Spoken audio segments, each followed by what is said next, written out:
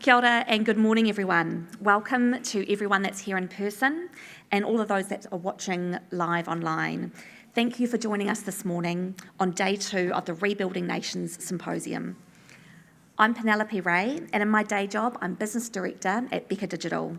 It's my pleasure to welcome you to the session on data and digital infrastructure, a topic I'm hugely passionate about. I'll be here as your MC through to morning tea, which is at around 10 a.m. And between now and then, we have an incredible lineup of panellists and speakers from right across the technology and business spectrum. We'll be looking today at some of our biggest data and digital successes, how we can leverage these and build on them as we design, develop and connect the infrastructure, cities and communities of tomorrow.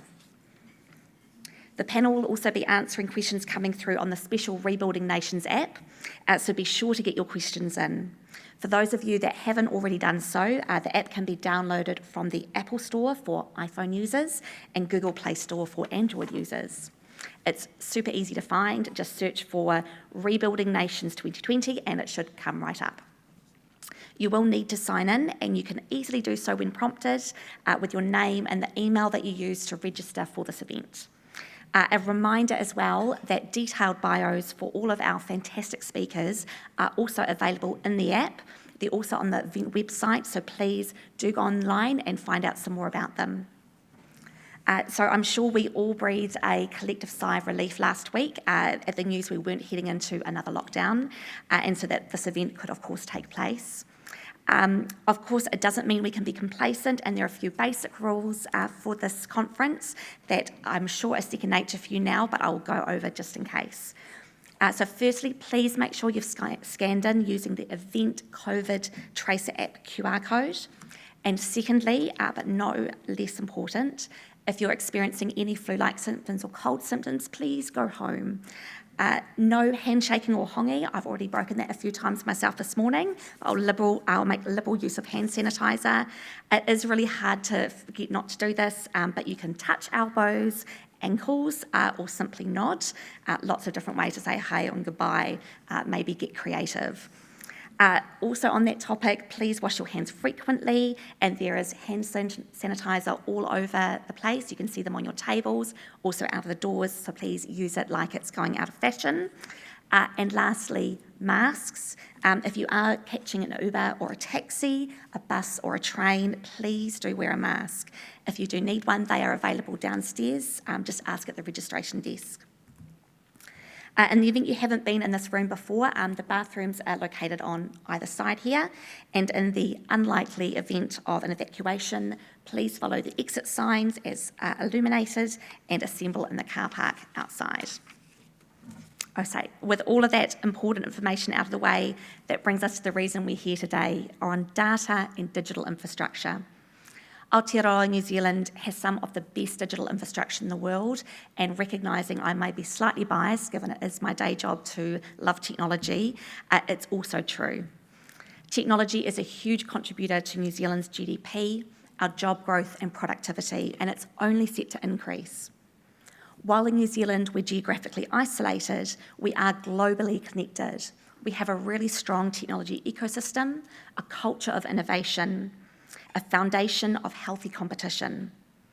Our internet speeds are world-class, we have a thriving democracy and a stable government, an outward focus and a highly educated workforce.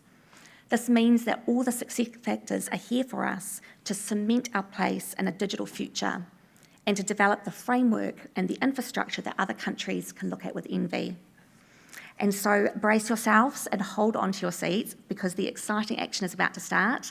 Coming up next is Thomas Hyde, Chief Digital Officer at Beca, who's going to take us further into our digital future, looking at the incredible opportunity that we have to leverage our data and improve how our assets, infrastructure and cities are designed, built and operated. Welcome, Thomas. Thank you, Penny. Kia ora koutou katoa, everybody. Everyone's looking remarkably alert after last night, and my job is to keep you that way, so we'll do our best. Here today to talk about the opportunity in front of us as we contemplate large-scale post-COVID infrastructure stimulus and the opportunity that digital represents as part of that. So let's start by talking about digital, and look, you've no doubt heard the term digital disruption enough, and I'm not going to talk about that or how many gazillion devices are connected to the internet and those sorts of things. I mean, the fact is there's a huge amount of technology capability, whether it's cloud storage, networking speed, processing power. But the key point I want you to remember as we go through the rest of this conversation is that processing power doubles every 18 to 24 months. It's the only resource we have available to us that happens to.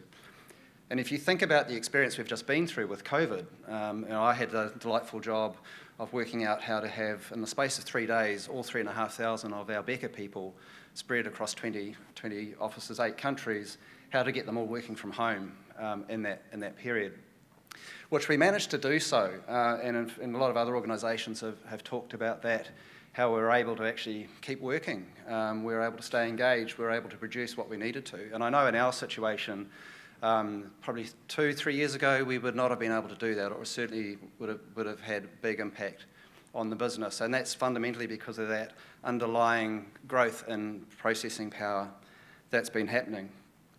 And that exponential growth, it's underpinning the digital revolution, and it's accelerating us to a future in our lifetime where, for all intents and purposes, we'll effectively have unlimited machine intellect at our fingertips. So interestingly, this pending avalanche of machine intellect is causing a body of mainstream scientists to claim, on the assumption that this is a natural evolutionary outcome, it may well have happened before, in which case there's a 50-50 chance we're actually all living in a simulation. And Elon Musk actually talks about this quite often. And if that's the case, look, it would be really good if someone could turn off the COVID feature, because it's really annoying. Fortunately, the Trump function's been progressively removed. Of course, if the scientists are wrong and we're not living in a computer simulation, it means, as you sit here this morning wondering what this guy is talking about, we're actually sitting on a semi-molten rock, hurtling through space at 250 kilometres a second, about 3/4 of the way out from the centre of the Milky Way galaxy, separated from the vacuum of space by about 10 kilometres of livable atmosphere. So you decide which of those two scenarios is more scary. So we have this very precious, very thin environment that we live in. And how do we unlock the power of this unlimited digital capability that we have available to us to create the most livable and sustainable human experience with our built infrastructure? And that's really the premise of what we're here to talk about today, bringing those two things together.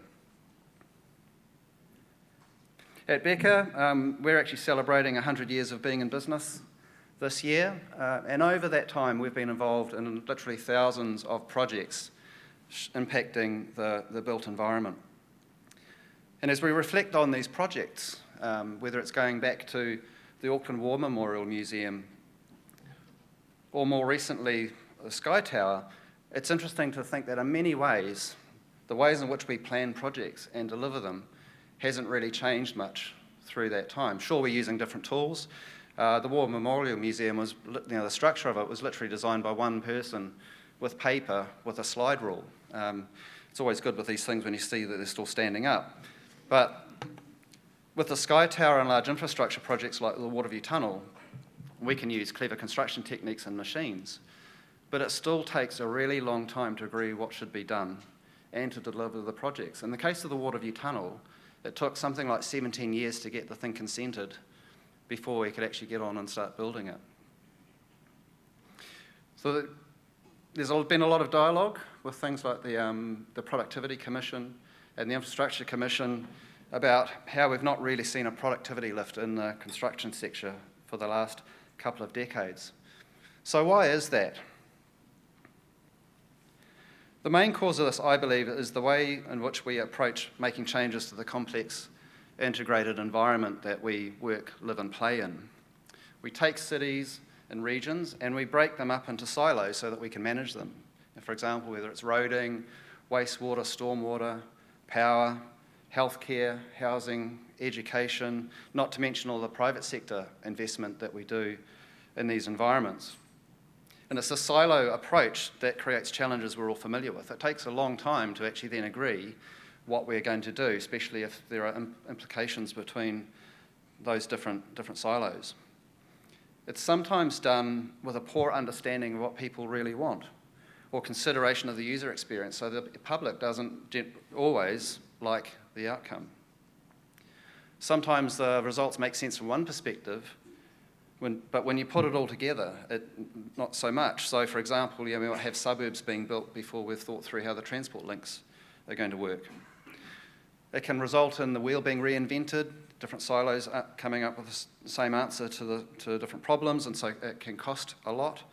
Or we end up with custom designs which reduce the opportunity for streamlining construction, and efficiency benefits can be lost. So we and others, including Infrastructure New Zealand with their Unlocking the Value of Data report that came out recently, think there's a real opportunity to leverage digital to take a systems approach rather than a silo one. Let's come back to the potential of digital. Look, we're at a point now where if you can imagine it, you can build it digitally. And if you think about your experience and you go to the movies, maybe you went to the movie theatres in the old days, literally anything can be generated. The computer-generated environments are amazing. They're often built so that alien robots and superheroes can destroy them, but they're amazing. And imagine if we had that available to us to reimagine the built environment and to visualise it. And of course we do. In fact, a lot of the 3D engineering tools that organisations like us use these days are actually built on the same software platforms that are being provided to movie makers.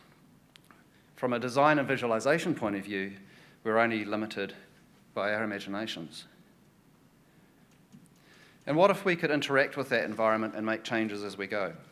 I mean, many of you will be familiar now with the use of virtual reality to explore designs, and we and others, that's just become business as usual. We use it as a matter of course now to show what the thing that we're proposing to build might look like.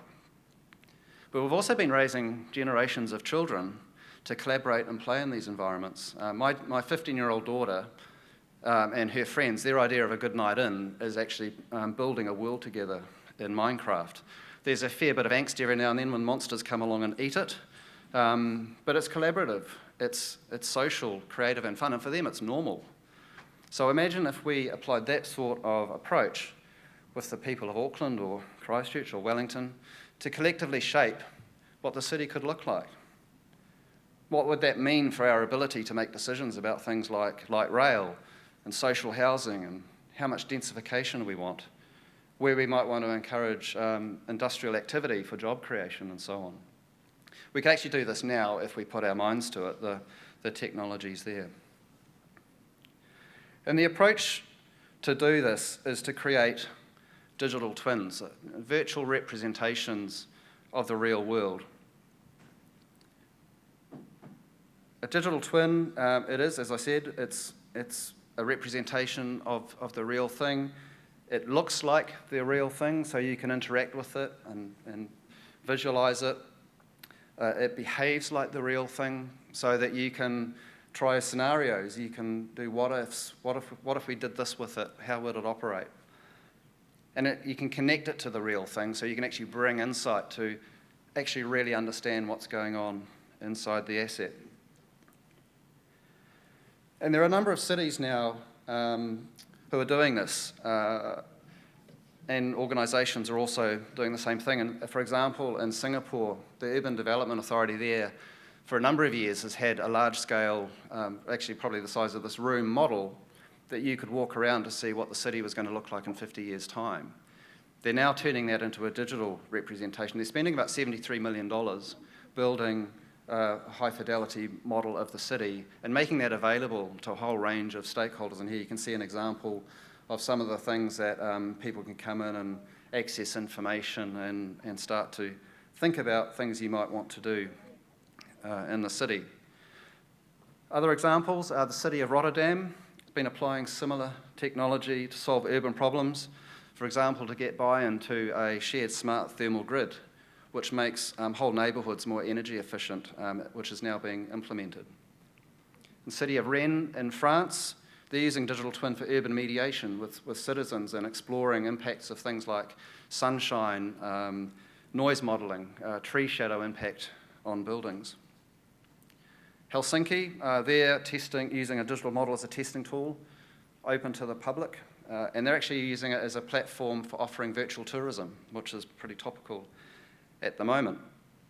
In Herrenberg, in Germany, they had 1,000 residents spend quite a lot of time in a digital twin, their idea of a night in, recording their emotional response to a range of scenarios in the city's public spaces and getting feedback from that so they can use it to actually look at how might we improve that, how might we get the best use of experience for our people.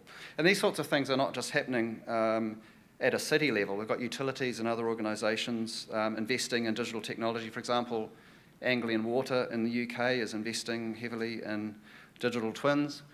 And closer to home, organisations like Watercare and Waka Kotahi are doing some very exciting things in their digital initiatives, and you'll hear more from, I've got Rebecca Chenery from Watercare and Giles Southwell from Waka Kotahi later in the session.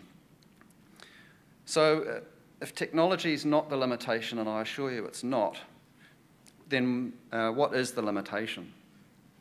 So I'll come back to the silo approach we take to city and regional development. All of our governance, procurement, delivery, operations and maintenance of infrastructure is managed in silos. Yet our nation, our cities, our regions are a system of systems, and digital and data provides an opportunity to join up those silos.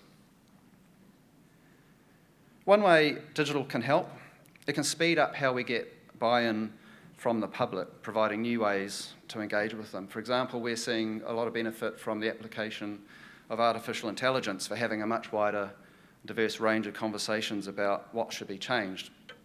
And recently we used this with a Samoan community in Samoan language to get a whole new public voice around changes that were being proposed in South Auckland, and got input that just could not be achieved through traditional engagement approaches. And we're also using this in the Mackenzie Basin, which has got 4,500 ratepayers who get bombarded with 2 million visitors per annum, or at least did up until recently. And we're using visualisation and conversational AI with mana whenua and other stakeholders, many of whom are actually in very isolated rural locations, to develop a vision for the future management of tourism and the related infrastructure development. So there's a lot of technology there to help actually decide what outcomes are required and get buy-in to those. Then digital actually offers the opportunity to really improve the collaboration between central government, local government and private sector on joined-up decision-making on actually how to make it happen. It can be used, like in this example, to interactively change scenarios and quantify the costs and benefits, and so effectively bringing gaming to the executive table. We've used this approach to look at changes to land use in a city, where we look at different mixes of social infrastructure and private sector investment and the impact that would have on supporting infrastructure, whether it's power or water or roads or wastewater. And then this can be used to optimise the land use and also the infrastructure cost, with the decision makers around the table having those conversations, and also look at, well, who benefits and so therefore who should pay, and how are we going to fund that. To date, this has been done with parts of cities. I think there's a real opportunity here to take this up to a national level and look across the national program of infrastructure projects and apply different lenses. For example, looking at optimising embedded carbon, or future tourism impact, or things like energy use across our national distribution network. Once you've decided what to change, you can then look at how to optimise the delivery of it. There's an opportunity, I think, to get a significant construction sector productivity boost through construction automation and repeatability. This example is actually about 3 years old. It was used as part of a massive mixed-use development in New York at Hudson Yard. It was being built over an operating rail yard, which they had to keep going. And here, digital twin technology is being used to test construction methodologies to minimise impact on the rail yard. And it's not hard to think that this same approach could be used across projects in a city like Auckland to minimise impact on the public. to identify opportunities to use the same construction approach across multiple projects, and to optimise the national supply chain.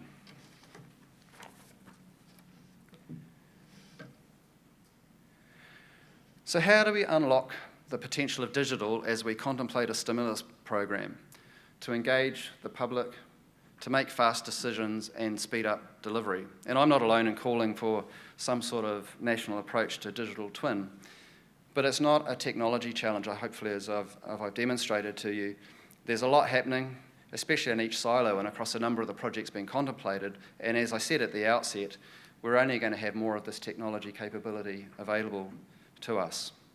It's really a leadership challenge. If we consider a national digital twin is important, it takes you to the question of who should make that happen. And it was interesting as we in the Infrastructure New Zealand team prepared for this session, and we reached out to a number of agencies and entities to say, would you like to be part of this conversation and talk about your plans to address this topic? And we're not really able to find anywhere where this is currently owned. And while there are good things happening to take a more integrated approach to infrastructure development, for example, we've got the Infrastructure Commission, there's the Construction Sector Accord, the establishment of the Ministry of Housing and Urban Development in Kaiongaroa, we've got the Auckland Policy Office here in Auckland.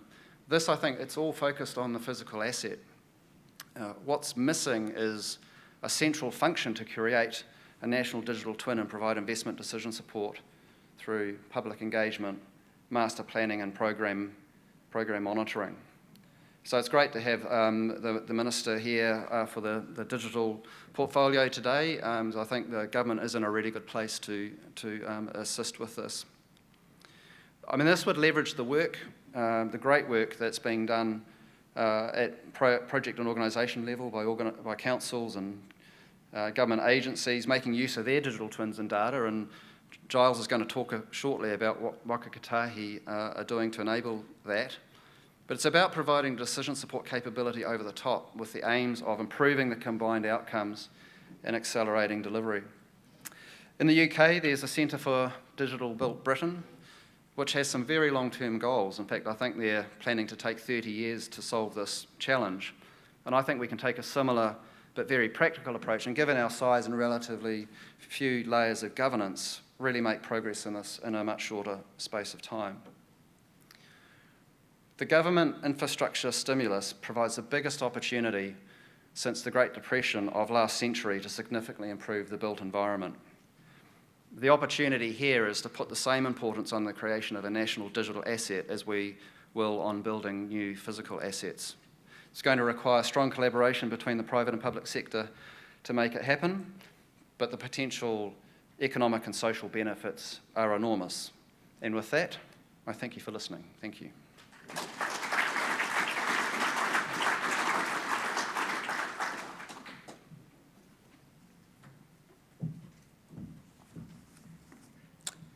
Thank you, Thomas. That was a really interesting talk. Not only am I now reconsidering if I'm really alive, but now thinking about what would a national digital twin for New Zealand look like.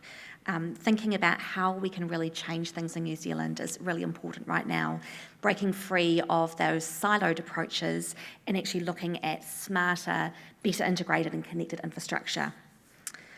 So I now have the pleasure of welcoming Giles Southwell to the stage, General Manager and Chief Security Officer from Waka Kotahi, who will be talking to us today about data and digital engineering and the developments, impacts and opportunities that are on the land transport horizon. Welcome, Giles.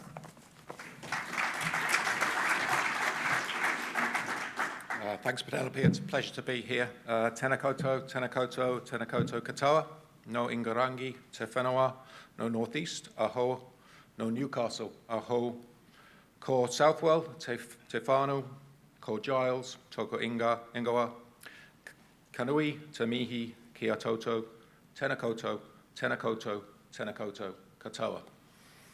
As you can tell by my broad Geordie accent, I'm from Newcastle in England. I actually grew up in Cambridge. And I'm the General Manager, Digital and Workspace at Waka Kotahi, and it's an absolute pleasure to be here to talk about the work that we're doing in horizontal infrastructure data standards. Before I do, I just thought I'd reflect a couple of things on Thomas's presentation, which we did discuss last week by the ubiquitous Teams, I think it was we used, call to make sure that we were complementary, which I think we fit quite nicely together in terms of the presentations we're giving. The thing that struck me about Thomas's presentation is, I agree with virtually every single word he said, but also the whole COVID thing, which I wasn't intending to cover because I think everybody talks about COVID far too much. It's the only thing, but I will just make a couple of observations, is how would we have survived this even 12 months ago, 18 months ago, 2 years ago? I still feel connected with my family in the UK through the great things of WhatsApp. The one thing I'm missing is obviously holidays, and I'm really encouraged obviously by the opportunity for virtual reality to provide us with opportunities to take our holidays without maybe leaving our home. I did take my wife at the weekends to go and see a film called Made in Italy to try and cheer us up because we were supposed to be spending September in that wonderful country. It didn't cheer us up, by the way. I also told my sister-in-law in Birmingham just this morning, literally 10 minutes before I came on stage, that I was just about to go on stage and talk about horizontal data standards. Her only message back was, WTF. But now, so just really want to talk about the work that we're doing in relation to an asset management data standard on behalf of and with the land transport sector and many other partners. Technological advances are occurring rapidly in the land transport sector, as I'm sure you all know, and they increasingly disrupt the way in which we use and manage the system and provide us with real opportunities for improvement. Access to technology and data is increasing, as are customer expectations, and we should never forget that. They expect transport to be tailored to their needs. New Zealand has 3.8 million mobile phones, I am going to quote some numbers, with active internet connections in 2017, up from 3 million in 2014, which is an increase, for those of you that are mathematically minded, which is probably most of you, of just under 30%. Over the next 10 years, there's expected to be a massive growth in data, as we all know.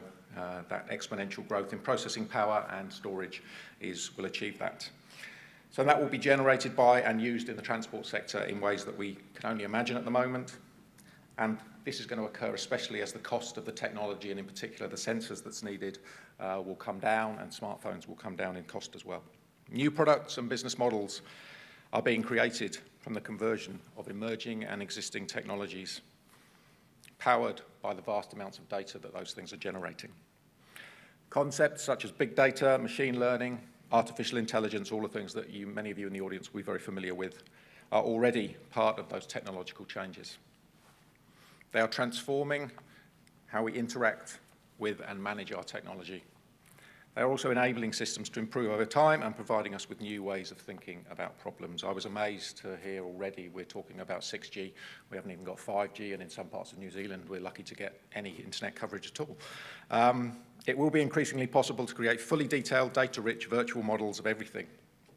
Everything that we survey, conceive, design, and deliver in the land transport system, also referred to colloquially as digital twins. We expect digital engineering to drive huge efficiency gains through enabling smart cities, real-time asset and network management, end-to-end digital lifecycle management, and resource optimization. There are huge opportunities out there. So how are we going to achieve that? Well, digital engineering, it's a very broad phrase. Digital engineering is much more than a software package, as I say, I'm sure you're all aware. Digital engineering helps design engineers in their decision-making. The UK, we always refer to the UK, don't we? Can't we find another comparator? The UK's National Infrastructure Commission estimates that projects can save between 0.7 and 1.4% of their total capital expenditure across the design, build, and commission and handover phases, and between 1.5 and 3% of their whole-of-life expenditure. Now, given the amounts that we invest in these kind of things, those are not insignificant sums, particularly in the context of the economic climate that we currently face. But that does require a technology environment that spans multiple systems, processes, and organisations, as Thomas alluded to. A core concept within digital engineering for transport is therefore standardisation, and that's where the work that we're doing in terms of an asset management data standard come in.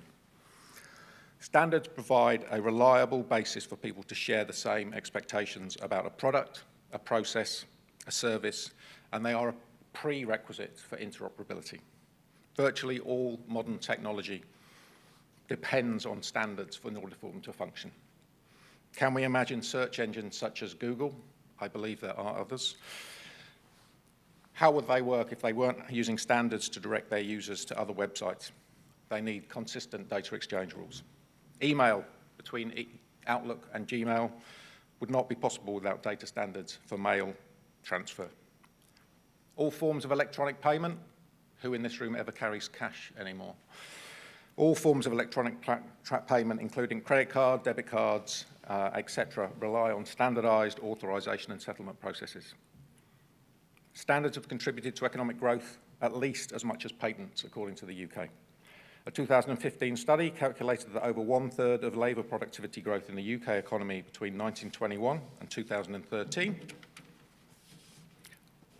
is attributed to standards, which basically translates into approximately just under 30% of annual GDP growth. That is an amazing statistic as far as I'm concerned.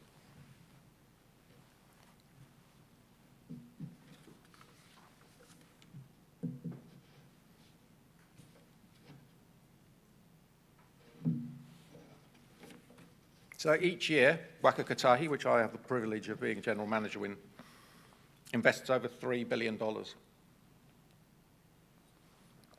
in building and $3 billion in maintaining transport assets. This figure is also matched by the road controlling authorities and local authorities who match this spend on their local roads. So we are talking significant amounts of money. However cutting edge our construction and maintenance technology has become, the data about our assets has not kept up. Across the sector, we lack complete, accurate and consistent data, meaning that we don't know if we're making the most of the taxpayers' and ratepayers' money, something that we at Waka Kotahi firmly believe it should be a key priority. The asset management data standard work that we're doing, that I'm pleased to be the sponsor of, provides principles, guidance, structures and definitions to enable us to build a national view of our assets across the asset life cycle. This will enable evidence-based investment to get maximum bang for buck across the whole supply chain. Starting with maintenance operations, which constitutes about 90% of the spend on the asset over the life, NZTA is leading the development of a thoroughly modern data standard, comprising of the standard, a handbook to guide the application of the standard to individual assets, and a set of technical specifications for both the assets and the activities and processes that act on them. At an indicative level, economic models based on international experience from the UK show benefits and savings are likely to be in the order of $70 million per annum for the asset management data standard alone. Full implementation of digital engineering for transport would be estimated to deliver significantly more benefits, but upwards of $120 million per annum.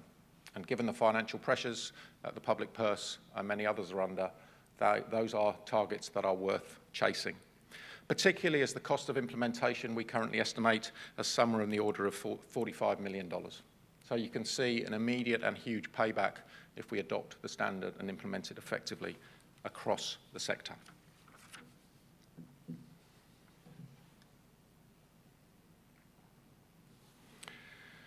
So why should we do that now? What's the burning, what's the environment that encourages us to have started this work some time ago? We're working with very strong partnerships with the Road Efficiency Group and with local government New Zealand, and we're very proud to be working with them on behalf of the land transport sector. And the government has also told us to harness technology and to collaborate across sectors to improve investment efficiency. Again, something that Thomas was talking about. The government policy statement on transport seeks to deliver the right infrastructure at best cost to achieve value for money. Think about the upgrade program that we're currently investing $6 billion in that was announced just under 12 months ago. Treasury's National Infrastructure Plan seeks to develop a national shared open data standard for infrastructure. We believe we have a key part to play in developing that.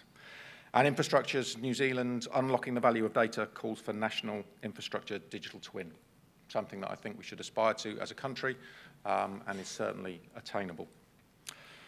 The data modelling approach that we're using provides us with the ability to overcome the limitations of hierarchical or simple relational models so that data can be simpler and less repetitive, more flexible and extendable, more easily harmonized with other standards and other sectors.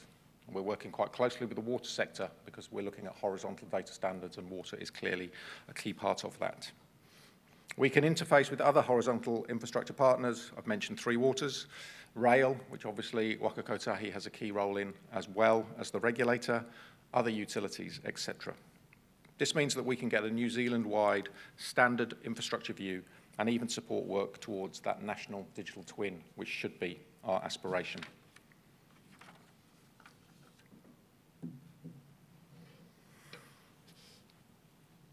We're leading this work on behalf of the sector, but we certainly don't want to do it alone, and we're very keen to speak and engage with partners across New Zealand.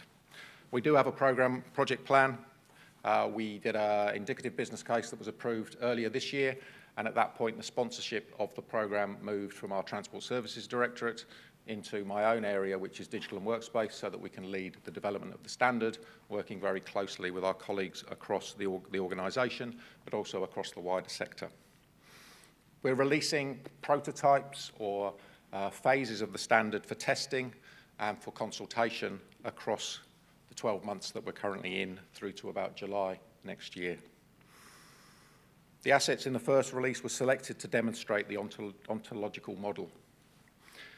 We picked some fairly common asset classes to do that with so that we could demonstrate and test the process that we were using. The current release has new thinking on location, environment, and zones.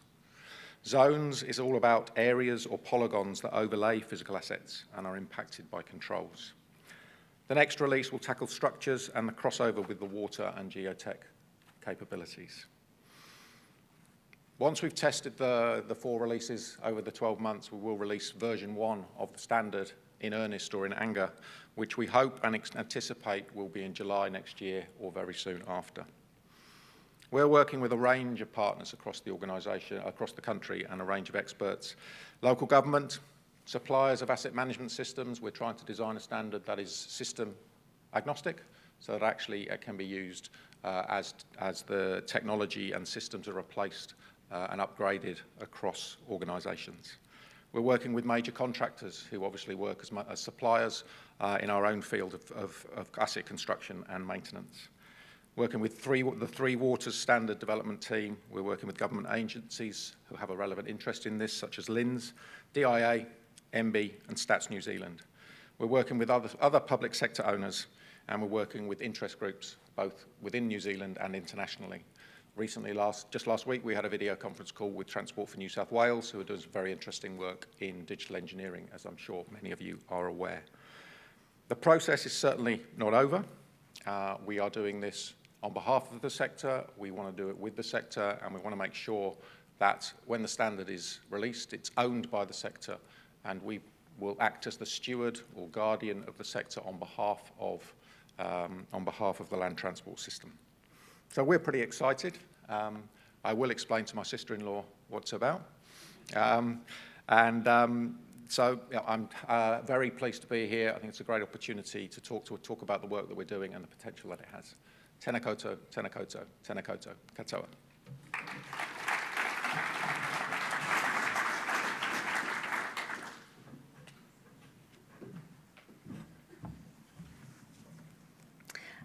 Thank you, Giles. Technology certainly has an incredibly important role for us in terms of driving and harnessing ever greater efficiencies and value from our assets. That need for a standardised approach to data is going to be really crucial to enable all of the digital systems to be able to talk to one another. And it's great to see Waka Kotahi taking a leadership role in this area, so thank you. Better managing and using our existing assets and infrastructure in a digital world, that means we really need to unlock that value in its data, working across the sector with the right type of tools and applying a digital engineering lens to real-world challenges. We're now going to dive into our panel discussion to explore more of our digital advantage, looking at how we can leverage this for the future of the broader infrastructure industry. Following on from the points that Thomas and Giles have made, the panel will also be looking at how we might better use and optimise our existing infrastructure and our data for outcomes that drive the country forward. Perhaps most important of all, though, the panel will be answering the questions that you've put in through the app. So I hope you've got your questions in. If not, please jump in now and be sure to ask them a question. Moderated by Graeme Muller, CEO at NZTech, the panel is going to bring together an impressive lineup of panellists. This includes Rebecca Chenery, Chief Digital Officer at Watercare, Saba Samiei, Partner Development Manager at Microsoft, Richard Hobbs, GM Strategy at Transpower, and Myles, Head of Asset Management at Auckland Transport. I'll hand over to Graeme now. Thank you.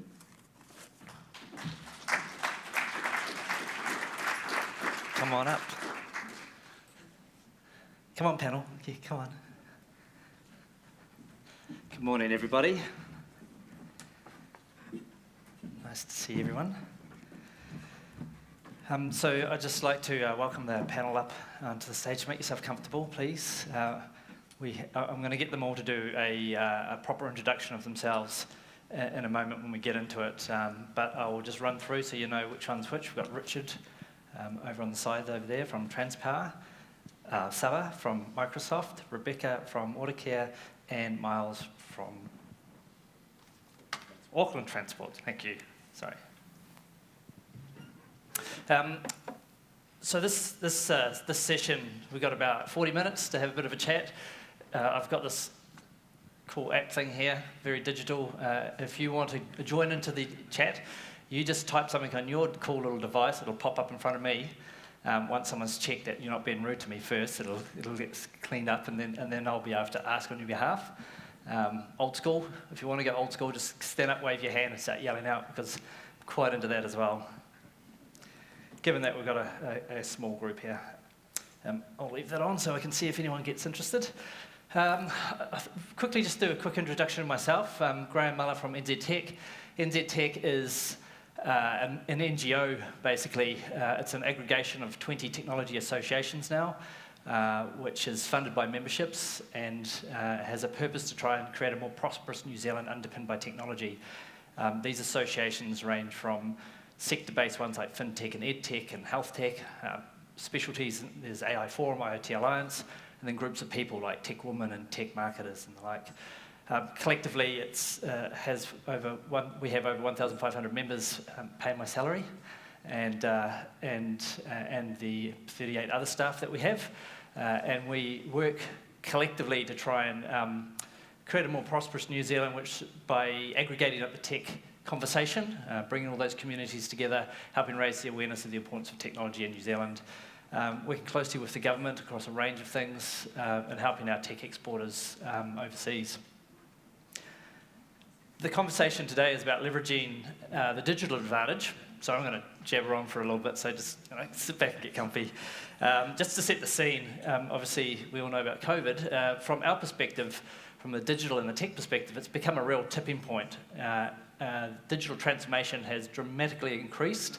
It's been something that a lot of people have talked about, but through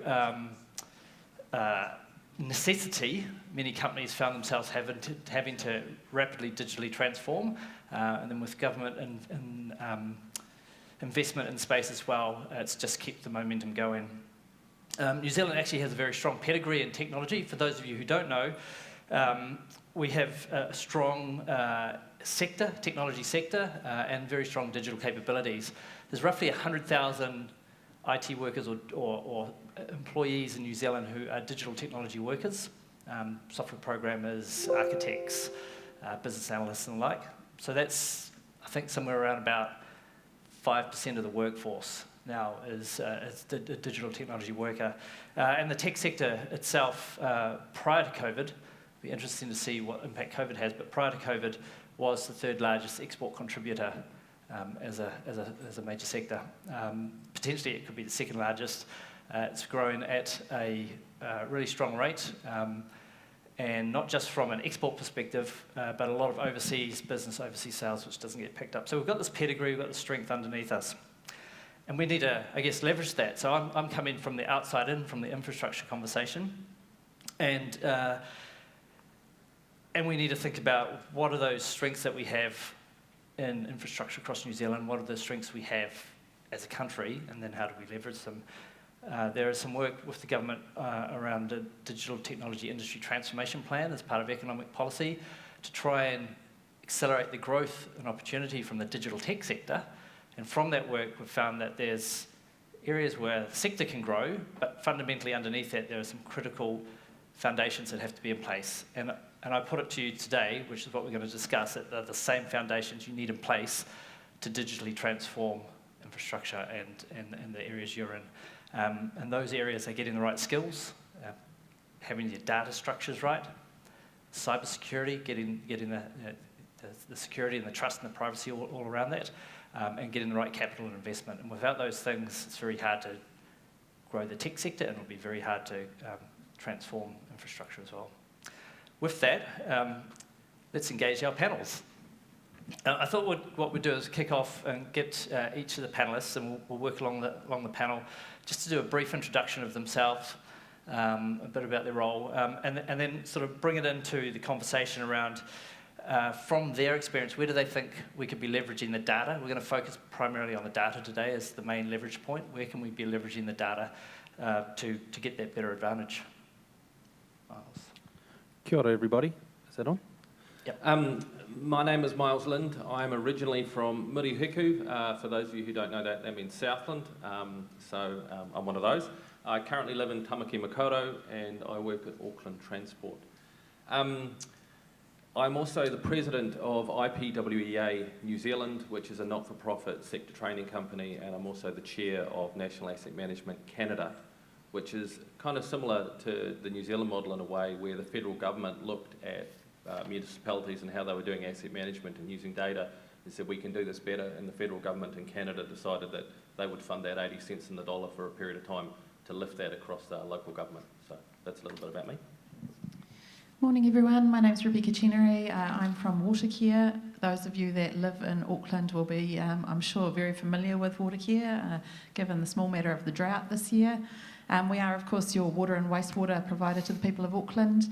My role at Watercare is Chief Digital Officer. That means I have responsibility for all of the traditional information technology, but also the operational technology that runs our plants and networks. Kia ora everyone, my name is Saba Samiei. I am originally from Iran actually, and now I live in New Zealand. I'm a partner development manager at Microsoft, and what that means, as a lot of people ask me, is that I work with Microsoft partners in New Zealand and help them grow their business.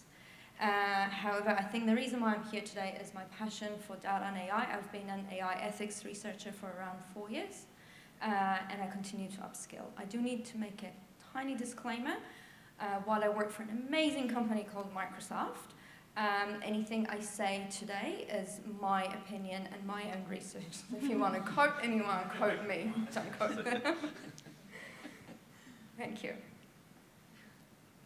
Thanks. Hi, my name is Richard Hobbs. I'm General Manager of Strategy at Transpower.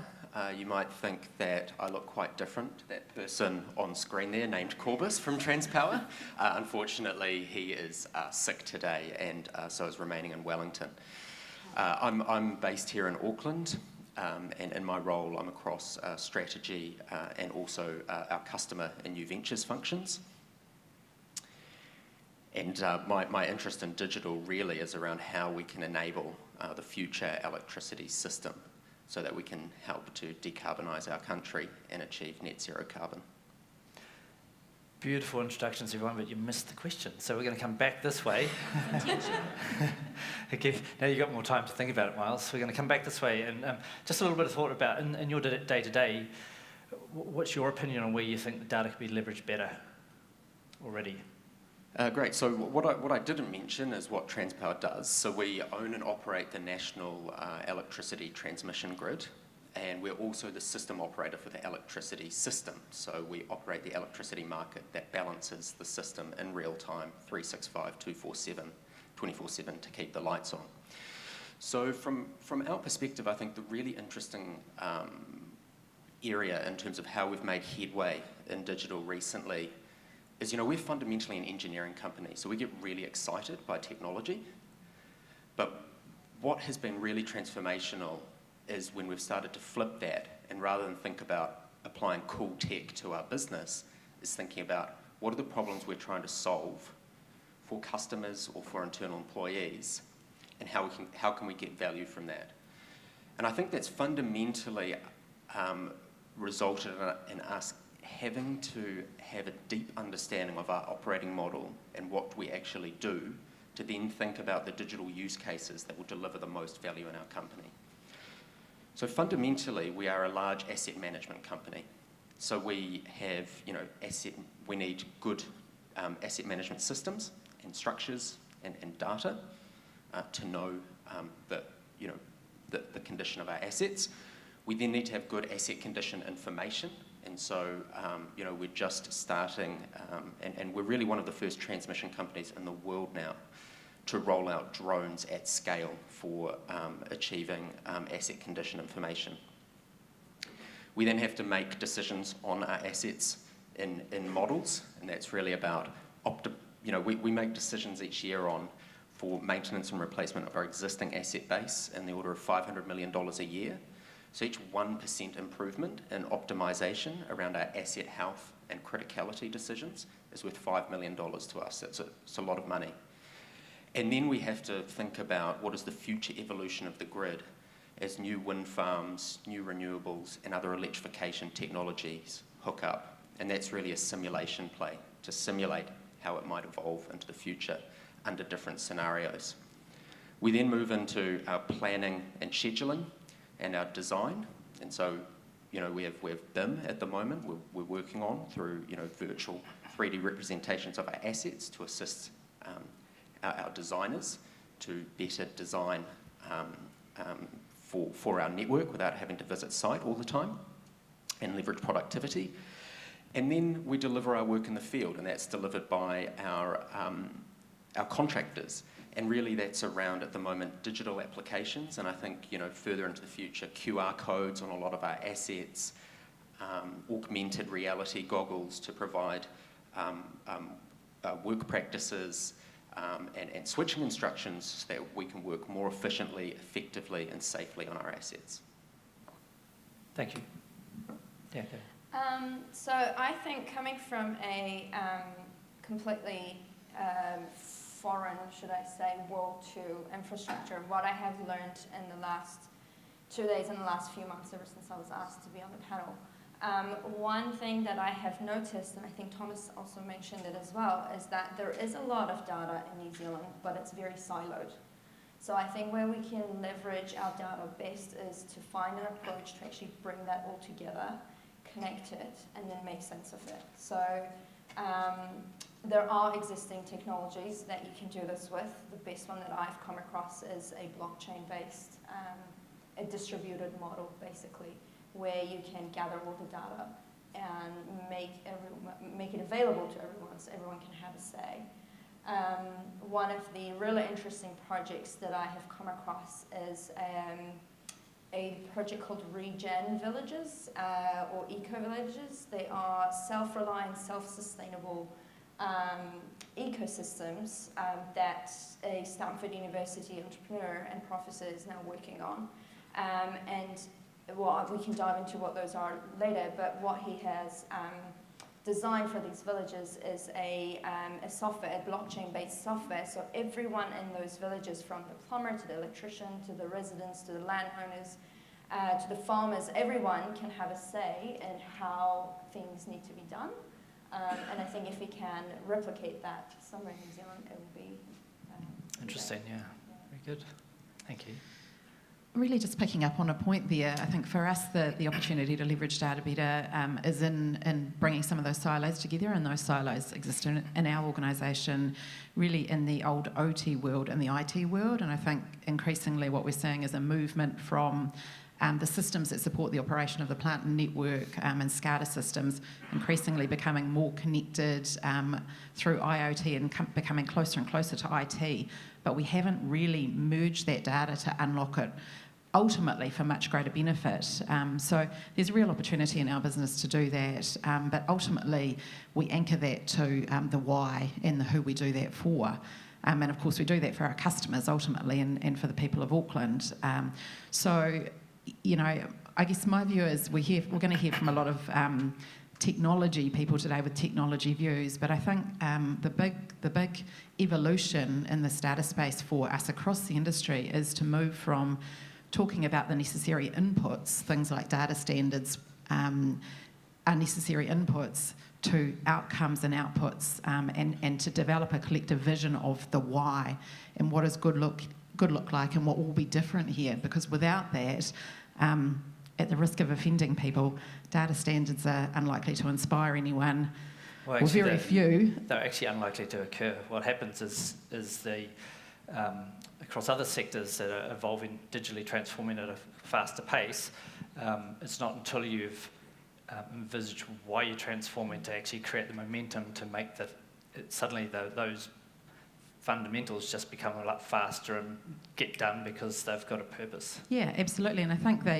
anything that's derived from a, thou shalt adhere to standards or whatever that thou shalt is, always comes with the burden of, we have to, from an organisational perspective, we have to input standards into some centralised data governance model without really a connection to the why. It doesn't capture the hearts and minds. It doesn't actually serve a bigger purpose. And organisations will only do the bare minimum. And what we're doing really is missing a trick in terms of the opportunity to truly get the value out of that. So I think for us, it's how do we bring all of the great ideas together and actually paint that picture for the future. You talked, Thomas, about the Centre for Digital Centre for Built New Zealand. It's a great idea. How do we actually get this underway? There's a lot of talking, but it's action that creates change. So I think that's the challenge for us now.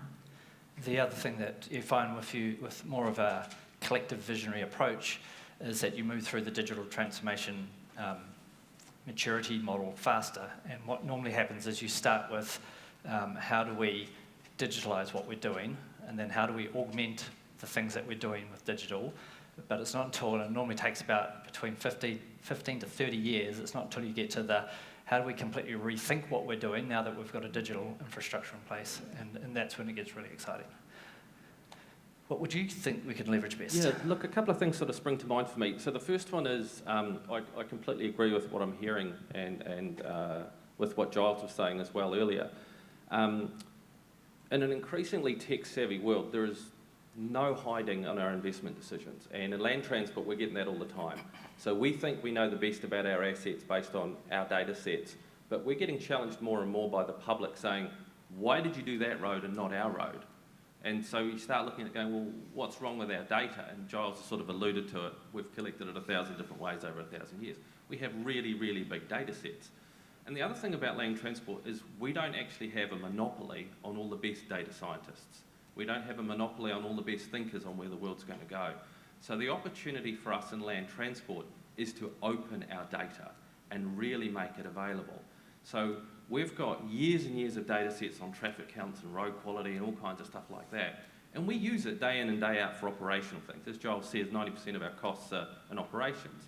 And so we use it for things like, how well did we do in repairing the footpath? What was our response time? But here's a really interesting thing. When you take that land transport data about footpaths and you put over top of that socioeconomic data, what you'll see, in one example, is that rich people are really good at complaining about their footpaths.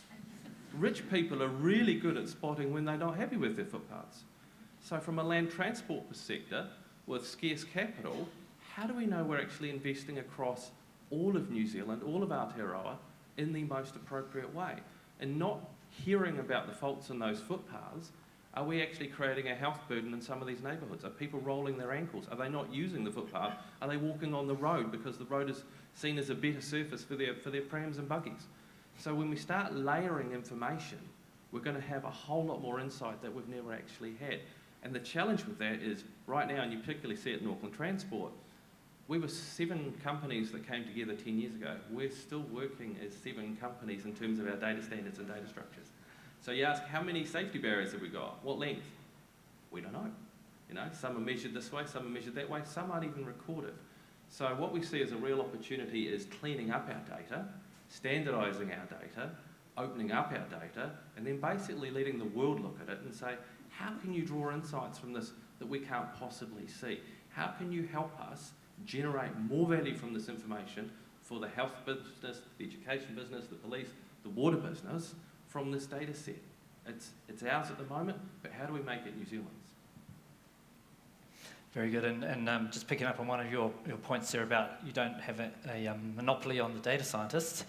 No one has a monopoly on them because I was just reviewing an analysis of the digital technology workforce, which is going to be coming out in the start of December, and data scientists and data analysts are the highest in demand role at the moment, with the expected growth over the next 2 years of demand of 65%. More needed versus what's available. From a numbers perspective, that's an extra couple of hundred. It's not huge, but it's still hard to pump them out in a couple of years. So everyone will need to think about how to do some of this stuff collectively because there's limited resources. We do have a couple of questions, and I'm just going to we're going to get off script now, so all the preparation we should have done. We can go phew, we've got it here now. This question I've got here is quite broad in scope. So I'm going to ask the question from the audience participant, but maybe we want to just think of it in the terms of, or I'll tell you the question first. How do we ensure digital and technological equity for all New Zealanders is achieved? Now that's a very big question, very philosophical, but what if we think about it from the perspective of where we've been going with this conversation? What if we think about it from the perspective of data and data equity, ownership of data? So how do we make sure that all New Zealanders, what's their role in this? Do they own the data? Do they have access to it? What if they are digitally excluded? How do they be involved in the future business models that you're thinking about creating that will require digital? What's your thoughts on data ownership, data stewardship, digital equity? Who would like to jump in on that? Curly. Wow. Oh, you go, Rebecca. That's a big question. I think we should go back to the script that we prepared for. I don't have a profound answer for that. I think there is no silver bullet in there. I would say, I have a lot to do with, I have 3 young kids. I have a lot to do with their school. It starts right at the earliest levels around access to devices, digital literacy, and the inequities that we see in our society right from the get-go. Increasingly, education is becoming more and more digitised and more and more dependent on technology. This year has been a great example. Children's learning in some cases will have been heavily impacted by the fact that they weren't able to pick up and take a device home and work remotely. And I think we have to start right from the beginning around, how do we address some of those equity issues? How do we make sure our educational facilities are better funded to provide people, our kids, with the devices that ultimately, they're going to come into a world where they're not going to have any choice. It will just be part of the way they go about living their lives.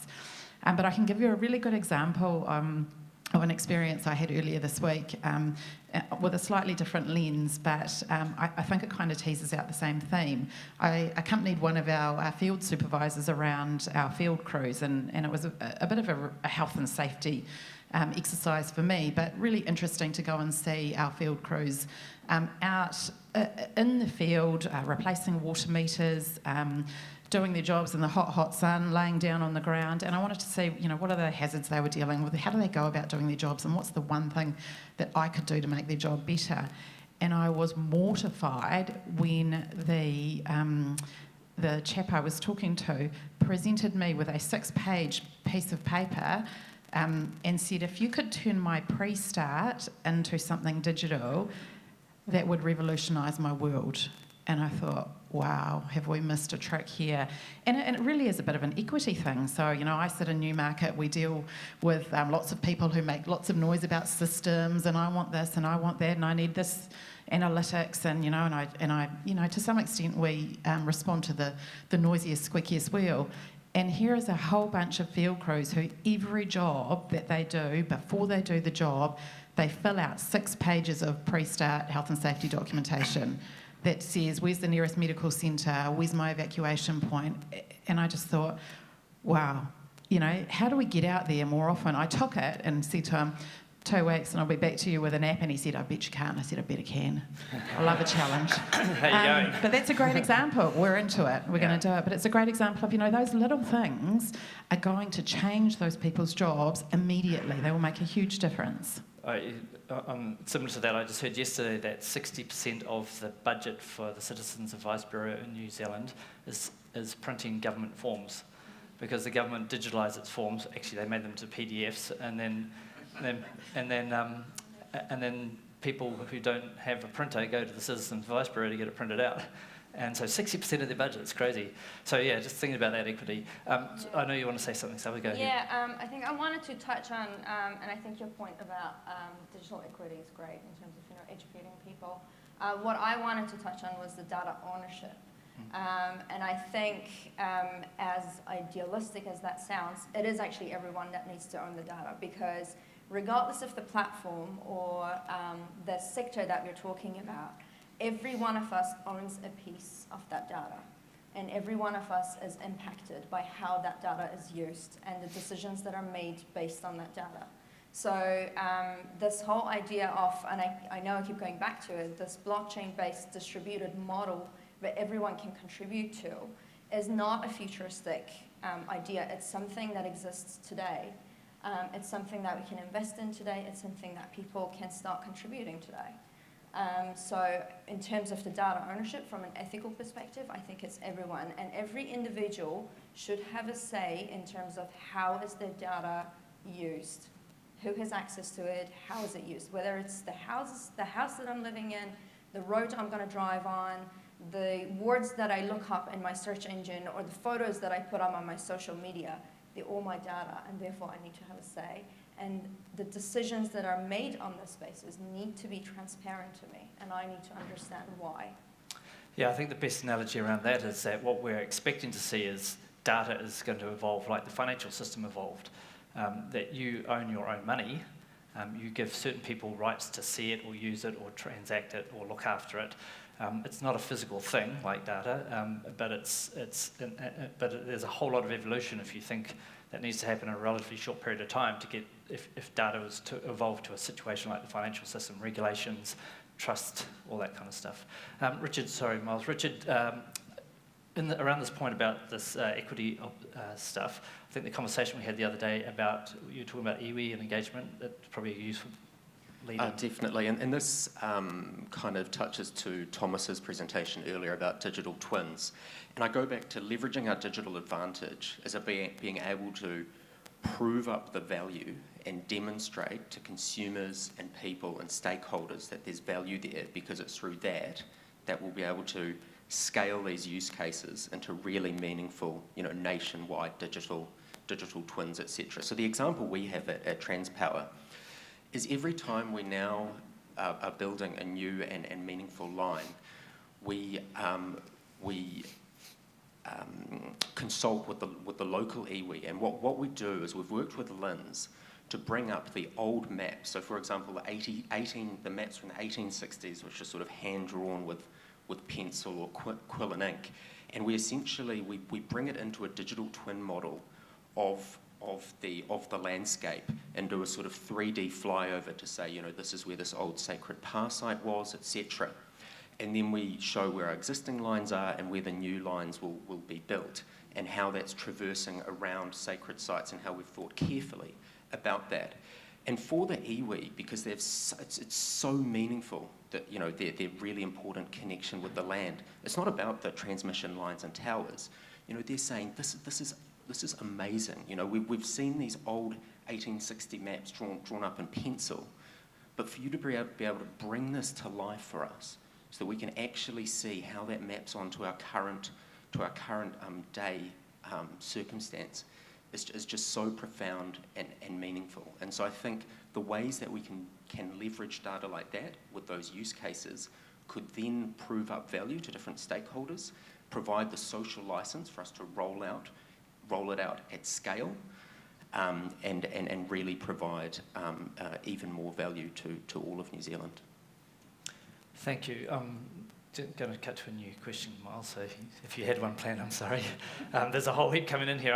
I apologise in advance. I'm not going to get through them all because we've got it's gone red on the screen down here, so I've got to pump through a few things. So what we've got here is one about sweating the assets, and you can go for this one. Sweating the assets. As stewards of our assets, does data and digital, along with dynamic pricing and things like that, enable us to unlock far better use of existing assets, or do you think the opportunities are just incremental? Is it a game changer or incremental with data? Look, absolutely. So one of the things that we're looking at in land transport is how do we actually get the information on our network. So currently we send trucks out with people and they take photos and they eyeball stuff and they put cones out and they wander up and down. That's not the future. The future is collecting this information electronically. So we've seen that around the world, and I know that Waka, Kotahi and Auckland Transport, and particularly the Auckland Motorway Alliance, are looking at how we can do that. So there were some really cool pilots done at Waka, Kotahi when I was there a couple of years back, where we ran feature extraction and feature recognition between the CBD and the airport, and then we were able to directly link that straight into our asset database. So we could say, oh, that sign's actually in the wrong place. That speed sign isn't even there. Why isn't that speed sign there? But it starts getting smarter because with LiDAR technology, which I see now is in the iPhone 12 Pro, for those of you who have one, I don't have one yet, it actually measures stuff. So you can now drive a road at the speed of traffic, and you can notice that the safety barrier is there. You go back through the next day. That safety barrier has been moved 20 centimetres. Someone's hit it. So now we can actually be positively respond to the fact that an asset has been damaged. So we can now start seeing this. So this capturing of information electronically at the speed of traffic is going to be an absolute game changer, and it's available now. We just need to start embracing. Yeah, that's a good one. Yes? Yeah, I would absolutely agree. I think it definitely is a game changer for us. $11 billion worth of water and wastewater assets means, a significant capital program every year in building new assets, but also renewing our existing assets. Also a significant maintenance program, both reactive and, of course, proactive maintenance. And if we can use data correlated from many different sources, potentially enriched from external sources, to get to a point where we can predict propensity for failure across our critical assets, and we can take action on those assets before they fail, one, it's a much better outcome for our customers, which is the most important thing, and you get in the shower at 6 o'clock in the morning and don't find yourself wondering where the water's gone. But of course the cost, far more efficient if we can manage that as proactive maintenance, avoid the failure, not have to do truck rolls and go out and disrupt everyone with critical assets failing. So, we think there's a huge opportunity there to really change the way we run our business off the back of better harnessing the power of our data.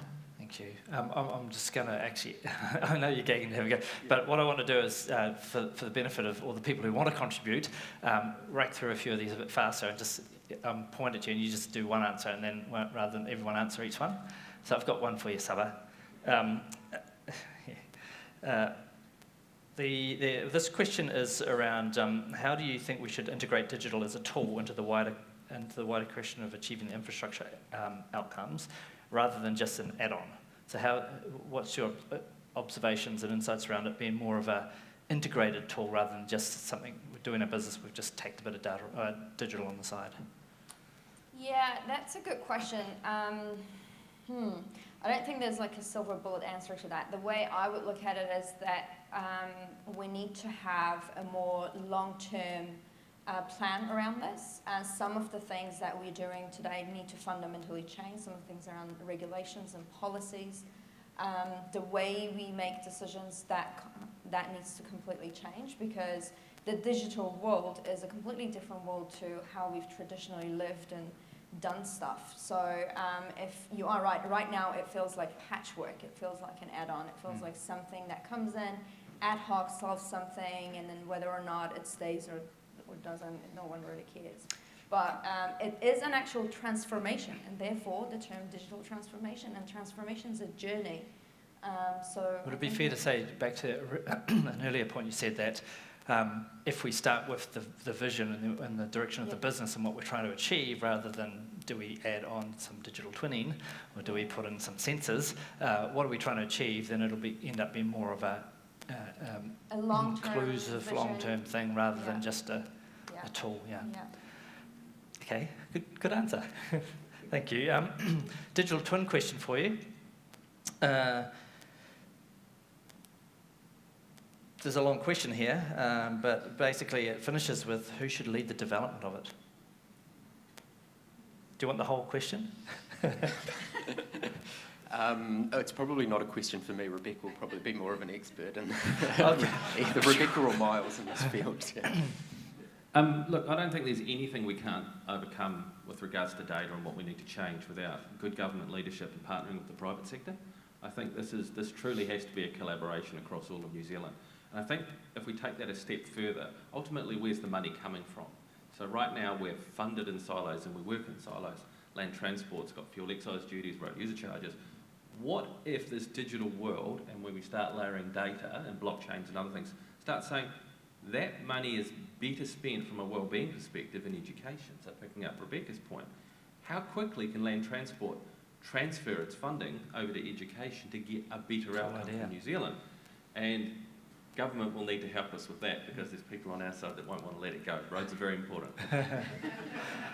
No, that's a good idea. And I think my perspective on the whole digital twin thing is it's not really a one thing. It's more of a concept of digitising your data and making it open and sharing. So it'll need everyone. It'll need strong governance and collaboration, really, won't it? Okay, and got a couple more minutes. So this one's for David. Well, they're going to answer it, but you're going to listen, right? What is the role of central government to create data standards and platforms to enable the sharing and access of information better? What's the role of central government? I'm going to let anyone want to put their hand up on that one. Go for it. The role of creating data standards can sit with anybody, right? And there's plenty of data standards flowing around. Land transport, we've got SOS roads in the UK, we've got some. Everybody's got their own standards, right? The challenge with the whole thing is implementing it, right? So Giles put up on the board it's worth $70 million to NZTA in the land transport sector for a data standard.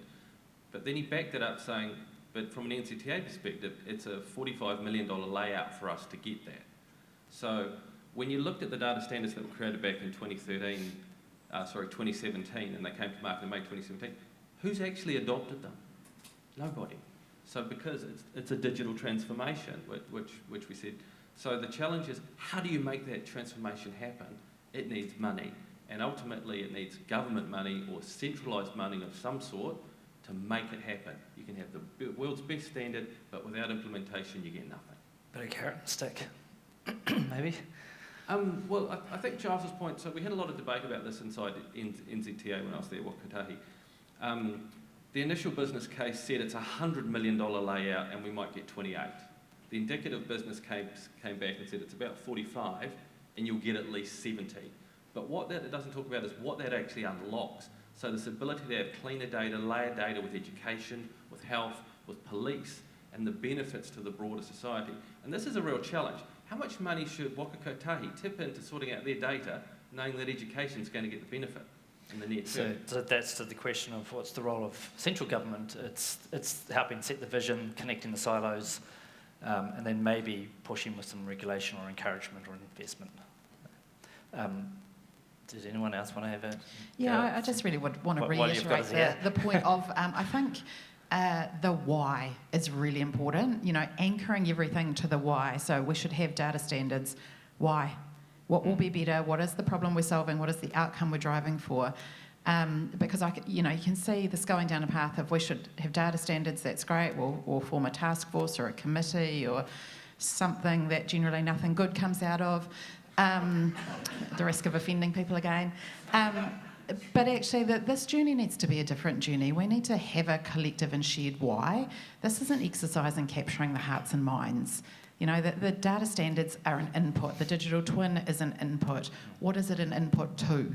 It's the why. And I think this is where absolutely there's a role for central government. But I would challenge the government to think differently about the way that you do this, to create that vision and create that why. And it's compelling and it's inspirational. And then you don't have the carrot and stick conversation because you don't need the stick because everyone sees the value, they see the part they have to play in it. And ultimately, we all as citizens of this country get something out of it. So I think that why is what we're missing at the moment. Yeah. Saba, you... Yeah, I think one thing that the central government can do, alongside everything that was already mentioned, is change some of the policies that you have around who can do what, As I understand, government normally, when they want to fund, contractors or companies, they look at the historic data or, other projects that they've done. If a technology is new and it's just being implemented, chances are that data does not exist. So make sure that the policies are flexible enough to allow innovation, as well as, having that collective why, as well as, and be a bit quicker to make decisions. Thank you. We're running out of time for the panel. I'm just going to work backwards along the line from Richard and just see if there's any closing remarks you'd like to make. And apologise to, there's a lot of questions came through. We'll probably try and see if we can work with the event organisers here and share any sort of answers that come through with you later on. But Richard, any closing comments?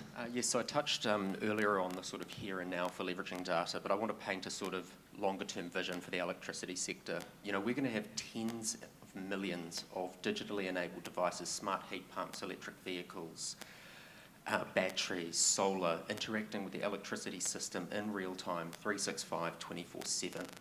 And the ability to have a more automated, self-healing grid and the ability to smooth out peaks will mean that we'll be able to avoid billions of dollars of unnecessary investment in the electricity network that could otherwise be avoided through smarts and digital. And I think that's a really important opportunity as we transition to net zero carbon, because it has to be affordable.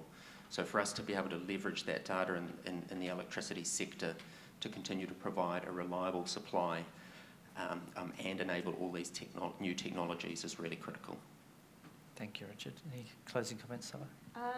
No, just thanks for having me. And one thing I did want to touch on, what we didn't get to because of the questions, is a research that has been done on self-reliant, eco-friendly, potentially pandemic-resilient future infrastructure. So if you want to know more about that, let's have a chat. Thank you.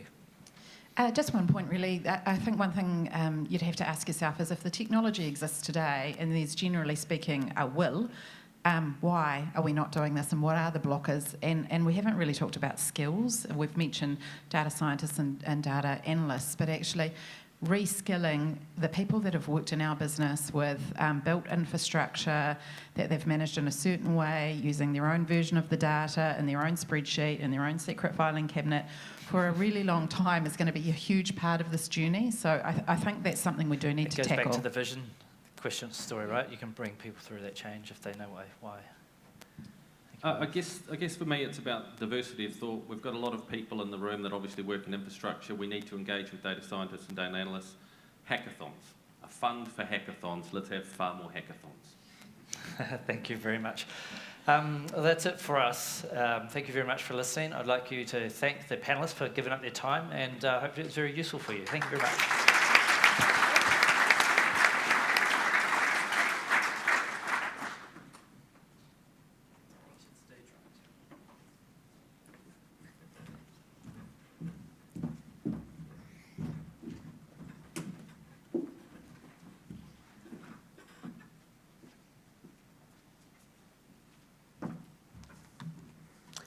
Thank you, everyone. That was a fantastic panel and some amazing questions through from the audience. If you didn't get your question answered, I suspect just go and bail them up over morning tea, which will be in about 5-10 minutes. So I'm sure they'd love to continue the discussion. Certainly hearing that insight around the different digital successes and challenges across a really diverse group of businesses, for me, it really reinforced that need for a joined up and holistic approach that will actually allow us to take advantage of digital and thinking about how we can actually move forward and take action towards a national digital asset. And so without further ado, I'd now like to welcome the Honourable Dr. David Clark, Minister for the Digital Economy and Communications, up to the stage. The Minister will speak on the Government's plans for the growth of New Zealand's digital sector and the uptake and smart use of information and communication technologies across the economy. Welcome, Minister.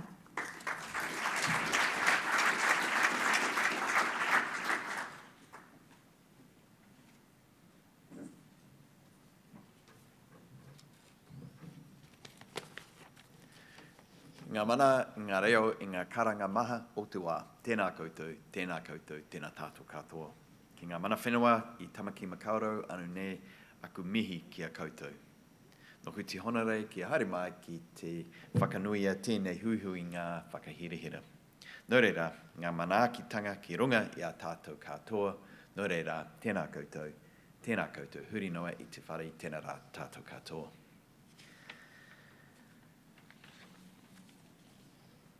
Well, thank you very much for having me here, and thank you for laying down a few challenges in that conversation, ranging from what ought to be possible and a central role for government, the spelling out the why.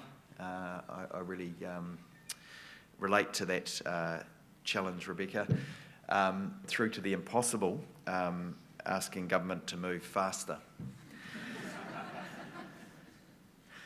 I really am looking forward to the opportunities that come with this particular role, which pulls together a range of previous roles and currently quite disparately sitting resource across government.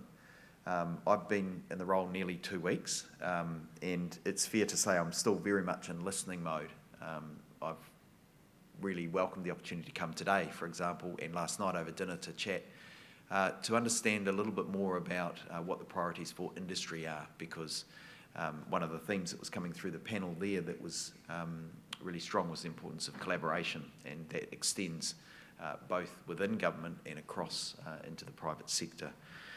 So I do want to thank the panel as well for their contributions, and also for the clarity of thought expressed in the presentations. I thought Thomas's discussion about the importance of curating a national digital twin for simulating optimal or an integrated approach to infrastructure planning was a real challenge, and that's something I will take away and think some more about.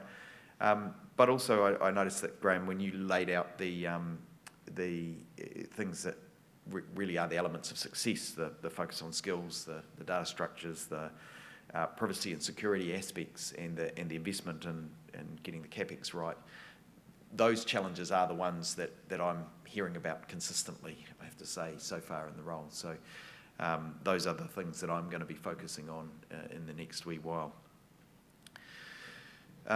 It is early days, as I say, and I'm excited about the opportunity that exists in the digital space. Jacinda Ardern has really signalled clearly her priorities to Business New Zealand in a speech a few weeks ago. And as a government, of course, first and foremost, we're very focused on the COVID response, making sure we have that strong health response continuing, but then also on how we drive our economic recovery to ensure that we take the opportunity we have in front of us to build back better. And that's where I think all of us in this room carry some responsibility.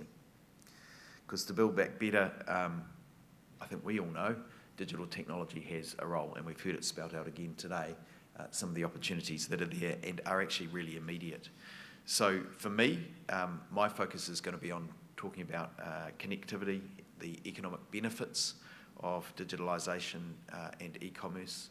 And I thought, Myles, when you were talking about the benefits that are there and the opening up to others to share their expertise, there is something in telling that story about how this will benefit us all. And Saba, I think you were also talking about the way in which we've got to take people on the journey of understanding what the opportunity is. The blockchain example with people, it's democracy, people engaging with what that opportunity is. So I think we have the ability and opportunity to be a truly digital nation, but I also think we have a lot of challenges to get over, and there is work to do to get there. I'm not about to gild the lily on that. I think we do have significant challenges, and I see them even in my early period in government around the coordination of the resource we have, even within government. We have an estimated $8 billion to spend over the forecast period on procurement in the digital space. And that's spread across agencies. There are standards, but the way in which even government departments historically have behaved has not been in that coordinated fashion that you'd hope. maybe we need to get our own digital structures better so that we have better access to information about who's performing and who's not performing within those silos, who's sharing, who's not sharing. I can see room for doing some things in that space. The stats tell us that the tech sector is our third largest exporter, and I heard comment earlier, which I agree with, which will be when we see the next set of statistics, whether that might have changed through the COVID period. It's certainly something we all know that it's growing and is going to become increasingly important to our economy. So while we look to the opportunities ahead, I'm glad that we've got this kind of group of people assembled. We've got the building blocks, we've got the people who want to make the difference. And I want to, I guess today, put across my invitation to you to reach out. I want to be engaged with the sector. I want to hear the things that you want me to know about in terms of how we prioritise, because again, my observation in the short time I've been in the role is that we have a lot of priorities in government, and one of my early and key tasks is going to be to rank those priorities so they actually are priorities, because at the moment there is a I appreciate there are lots of aspects to the portfolio, but we actually need to focus on what we need to do first and second and third to make sure that we are going to make the progress that we need. Where are the biggest gains to be made first? And some of that's going to be in establishing trust, digital identity, privacy, making sure that we have inclusion to take people with us on the journey, and overarching all of that, thinking differently about skills, because skills is the thing that can hold us back so often. How do we make sure that we have that pipeline of people coming through? How do we have opportunities to retrain in the COVID period to make sure that we are having the workforce that we need to take us forward digitally? As a government, of course, we do have some things that we can build on. We have the success of the current government and previous government's work in the broadband space. We have infrastructure that we can take advantage of. We've got groups that are there to advise. My predecessor put together a digital council, and I'm looking forward to engaging with them. And we've already got a workforce that's strong and growing. It's by some estimates, 5% of New Zealand's workforce already.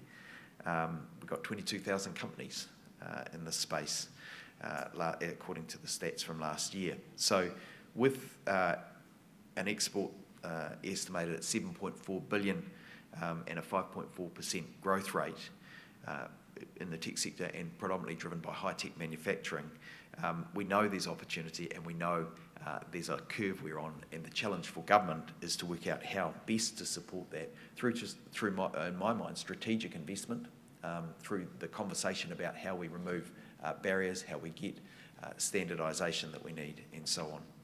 But as a small connected nation with strong digital services, we are well placed to leverage the opportunity to make the most of where we are now, to springboard to what comes next.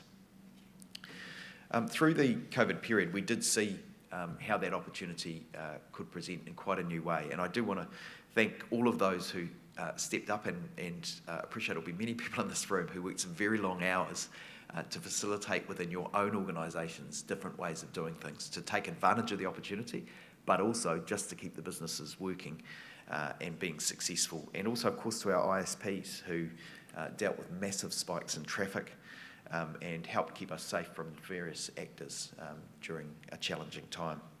So our ways of working have changed with that opportunity, and they will continue to change. And I want to thank all of you here for your work in that space. I want to extend that welcome again, to look forward to working with you.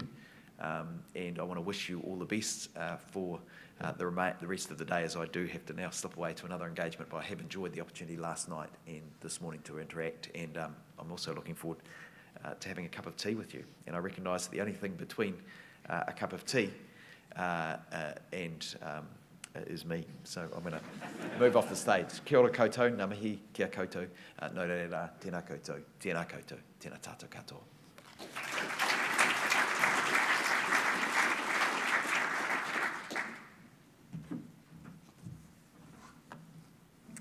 What a fantastic way to close the session today. Thank you, Minister, for joining us here today. It's clear that there really is a strong role in terms of digital technologies to help drive us forward and help to use information to make better informed, more strategic and cost-effective decisions. Please join me in a round of applause for all of our outstanding speakers and panellists. The event would not have been the same without you.